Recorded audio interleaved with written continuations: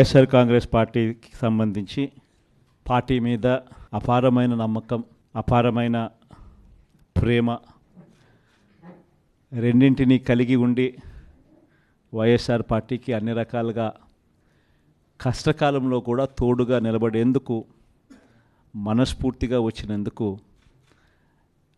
ప్రతి అక్క చెల్లెమ్మకు, ప్రతి సోదరుడికి, స్నేహితుడికి హృదయపూర్వకంగా కృతజ్ఞతలు తెలుపుకుంటా ఉన్నాను.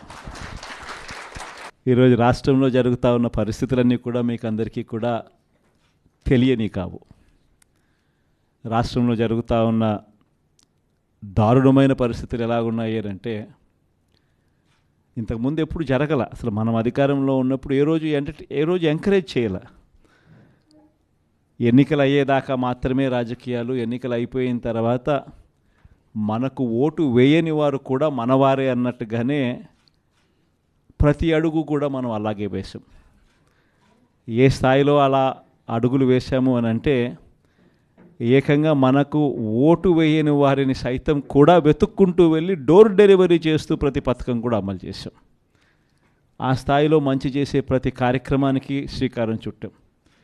ఎక్కడా కూడా డిస్క్రిమినేషన్ అనేది ఉండకూడదు, ఎక్కడా కూడా కరప్షన్ అనేది ఉండకూడదు అనే ముఖ్యమైన ఉద్దేశాలతో అడుగులు పడ్డాయి.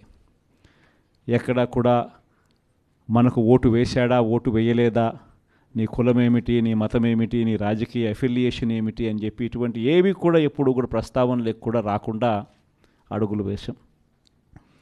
నా మొట్టమొదట కలెక్టర్ల సమావేశం కానీ, ఎస్పీల సమావేశం కానీ జరిగినప్పుడు ఆ రోజు నేను మాట్లాడిన మాటలు చూసినప్పుడు, ఈరోజు చంద్రబాబు నాయుడు మాట్లాడుతూ ఉన్న మాటలు, ఆయన చేస్తూ ఉన్న చేష్టలు రెండు చూసినప్పుడు ఆశ్చర్యాన్ని కలిగిస్తాయి. ఎందుకంటే మనం ఆ రోజు పంపించిన మెసేజ్, ముఖ్యమంత్రిగా మనం ఉన్నప్పుడు పంపించిన మెసేజ్, న్యాయం ధర్మం అన్నది అందరికీ ఒకటే, న్యాయం ధర్మం కాపాడడానికి మనమంతా ఉండాలి అని చెప్పి ఆ రోజుల్లో మనం మాట్లాడితే, ఈరోజు మాత్రం ఎలా ఉంది అని అంటే న్యాయం కొందరికి మాత్రమే అన్నట్టుగా తయారు చేశారు ఈరోజు వ్యవస్థను. ఏ స్థాయిలోకి ఈరోజు దిగజారిన లా అండ్ ఆర్డర్ కనిపిస్తూ ఉందనంటే, పై స్థానంలో పైనున్న వాళ్ళు రెడ్ బుక్లు పెట్టుకుంటారు. ఆ రెడ్ బుక్లలో మంచి చేసిన వాళ్ళ పేర్లు ఏదైనా పెట్టుకొని వాళ్ళకు మంచి చేసే కార్యక్రమం జరుగుతుందని అంటే అది కాదు. రెడ్ బుక్లలో ఎవరిని తొక్కాలి, ఎవరిని నాశనం చేయాలి, ఎవరి ఆస్తులు ధ్వంసం చేయాలి, ఎవరి మీద కేసులు పెట్టాలి అనే అంశాల మీద రెడ్ బుక్కులు తయారు చేసుకొని పై స్థానంలో ఉన్న వాళ్ళు రెడ్ బుక్కుల పేరుతో అరాచకాలు సృష్టిస్తూ, దొంగ కేసులు పెడుతూ, ఎలా ఇరికించాలి అని చెప్పి ఆరాట పడుతూ విధ్వంసానికి పై స్థాయిలో వాళ్ళు పాటుపడుతూ ఉంటే, కింది స్థాయిలోకి వచ్చేసరికి ఎవరెవరి స్థాయిలో వాళ్ళు కూడా రెడ్ బుక్కులు తెరవడం మొదలుపెట్టారు. నియోజకవర్గ స్థాయిలో వాళ్ళు, మండల స్థాయిలో ఇంకొకరు, గ్రామ స్థాయిలో కూడా ఇంకొకరు కూడా రెడ్ బుక్స్ ఓపెన్ చేసి వాళ్ళు కూడా విధ్వంసానికి పాల్పడడం జరుగుతూ ఉంది. ఈరోజు ఎక్కడా కూడా న్యాయం కనిపించడం లేదు, ధర్మం కనిపించడం లేదు. పోలీసులు పూర్తిగా ప్రేక్షక పాత్ర వహిస్తూ ఉన్న పరిస్థితులే కనిపిస్తూ ఉన్నాయి. మొట్టమొదటిసారిగా ఈరోజు పోలీసుల సమక్షంలోనే, పోలీసులు దగ్గరికి ఎవరైనా కూడా మాకు అన్యాయం జరిగిందని చెప్పి పోలీసుల దగ్గరికి వెళ్ళి కేసు పెట్టడానికి మనం ప్రయత్నం చేస్తే, ఎదురు కేసులు మనవారిపై కూడా వాళ్ళే పెట్టే పరిస్థితులకి ఈరోజు కనిపిస్తూ ఉన్నాయి. ఎలాంటి దారుణమైన పరిస్థితిలో ఈరోజు వ్యవస్థలు కూడా ఉన్నాయనంటే, అన్ఫార్చునేట్గా మనకు ఒక ఈనాడు, ఒక ఆంధ్రజ్యోతి, ఒక TV5 ఇలాంటి గోబల్స్ ప్రచారం చేసే మాధ్యమాలు కూడా మన దగ్గర లేవు. నాకు ఆశ్చర్యం అనిపించింది మనం చూస్తూ ఉంటే, పెద్దిరెడ్డి రామచంద్రారెడ్డి గారి మీద జరుగుతూ ఉన్న పరిణామాలు. అసలు ఎక్కడో పేపర్లు ఏదో కాలిపోయాయి అంటే ఏదో ఆఫీస్లో, అధికారంలోకి వచ్చిన తర్వాత 2 నెలల తర్వాత ఏదైనా ఆఫీస్లో పేపర్లు కాలిపోతే, లేకపోతే ఏదైనా కారణం చేత ఆ పేపర్లు కాలిపోతే, ఆ పేపర్లు కాలిపోయిన దానికి రామచంద్రారెడ్డికి ఏం సంబంధం? ఎవరు అధికారంలో ఉన్నారు, ఎవరి గవర్నమెంట్లో ఉన్నారు? అందులో ఒక చోట పేపర్లు కాలిపోతే కింద ఆఫీసులలో పేపర్లు దొరుకుతాయి, పైన కలెక్టర్ల ఆఫీసులలోనూ పేపర్లు దొరుకుతాయి, ఆర్డీఓ ఆఫీసులలో పేపర్లో కాలిపోతాయి, ఎంఆర్ఓ ఆఫీసులలో పేపర్లు దొరుకుతాయి, ఎంఆర్ఓ ఆఫీస్లో దొరుకుతాయి, పైన కలెక్టర్ల ఆఫీసులో దొరుకుతాయి, పైన అంతకన్నా పైన హెచ్ఓడి ఆఫీసులలో కూడా దొరుకుతాయి. ప్రతిదీ కూడా డిజిటైజ్డ్ అయిపోయిన పరిస్థితులు కనిపిస్తూ ఉన్నప్పుడు హార్డ్ డిస్క్లు లేవా, సర్వర్లలో ఉండవా? వీళ్ళే ఏదో చేస్తారు, దొంగ కేసు మళ్ళీ వాళ్ళ మీద పెడతారు, పెట్టి మన వాళ్ళకి అంటించే కార్యక్రమం చేస్తూ ఉన్నారు.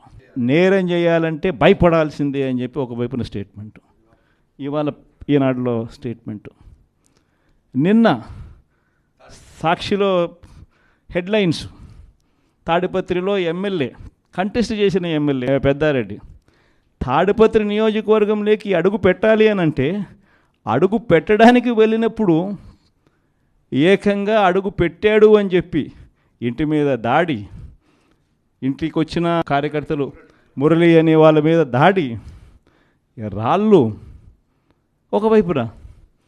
ఈయన స్టేట్మెంట్ ఈరోజు నేరం చేయాలంటే భయపడాల. మరి ఒకవైపున కాంట్రడిక్షను, ఒకవైపున భయాందోళన ఆయన క్రియేట్ చేస్తూ ఉన్నాడు, మరోవైపున స్టేట్మెంట్లు ఆపోజిట్గా ప్రజలను మభ్యపెట్టే స్టేట్మెంట్ను మళ్ళీ ఈనాడు క్యారీ చేస్తుంది. అంటే పద్ధతి ప్రకారం భయాందోళన క్రియేట్ చేయడం, పద్ధతి ప్రకారం ఈనాడు, ఆంధ్రజ్యోతి, టీవీ5, చంద్రబాబు నాయుడు వీళ్ళంతా కలిసి మళ్ళీ ఏమి జరగనట్టుగా మళ్ళీ వీళ్ళు రివర్స్ కథనాలు మళ్ళీ రాయించడం, ఇవి జరుగుతూ ఉన్నాయి. ఇలాంటి పరిస్థితుల్లో నిజంగా ప్రతి కార్యకర్తకు కూడా, ప్రతి నియోజకవర్గంలో కూడా ఈరోజు మీ అవసరం చాలా ఉంది. ఎందుకనంటే కోర్టుల దృష్టికి, న్యాయస్థానాల దృష్టికైనా కూడా ఏదైనా మనం తీసుకొని పోవాలి అని అంటే ఇనిషియేటింగ్ ఎక్కడో ఒకసారి జరగాలి. కాబట్టి మీ అందరితో కూడా నేను ఒకటి చెప్తా ఉన్నా, మీరు చేయబోయే పాత్ర చాలా అవసరం. అందరం ఒక తాటి మీదకి వద్దాం, ఒక తాటి మీదకి వచ్చి అందరం గట్టిగా యుద్ధం చేస్తేనే ఈ తెలుగుదేశం పార్టీ చేస్తూ ఉన్న అన్యాయాలను ఎత్తి చూపగలుగుతాం. వీళ్ళు చేస్తూ ఉన్న ప్రజా వ్యతిరేక పాలనను మనం ప్రజల్లోకి గట్టిగా తీసుకుని పోగలుగుతాం. ప్రతి నియోజకవర్గంలోనూ కూడా మనం మన కార్యకర్తలకు అండగా ఉండే కార్యక్రమం జరగాలి. సో డిస్ట్రిక్ట్ లీగల్ సెల్స్ అనేటివి స్ట్రాంగ్ కావాలి, డిస్ట్రిక్ట్ లీగల్ సెల్స్ అనేటివి స్ట్రెంగ్తన్ కావాలి. స్ట్రెంగ్తన్ అయితేనే మనం మన ప్రతి కార్యకర్తకు అండగా నిలబడగలుగుతాం. జిల్లాను ఒక యూనిట్గా తీసుకొని ఆ జిల్లాలో లీగల్ సెల్ ఎలా ఉంది, ప్రతి కార్యకర్తకు ప్రతి నియోజకవర్గంలోనూ ఈ లీగల్ సెల్ అందుబాటులో ఉండడము ఒక ఆస్పెక్టు, రెండో ఆస్పెక్టు తోడుగా ఉండడము. ఈ రెండు జరుగుతున్నాయా లేదా అన్న వాటి మీద ధ్యాస పెట్టాలి. లాయర్ల డెవలప్మెంట్కి సంబంధించి, వెల్ఫేర్కి సంబంధించి ఎప్పుడు జరగని విధంగా వైఎస్ఆర్సీపీ ప్రభుత్వంలో మాత్రమే పట్టించుకున్నాం. మనం వచ్చిన తర్వాతనే మొట్టమొదటిసారిగా 100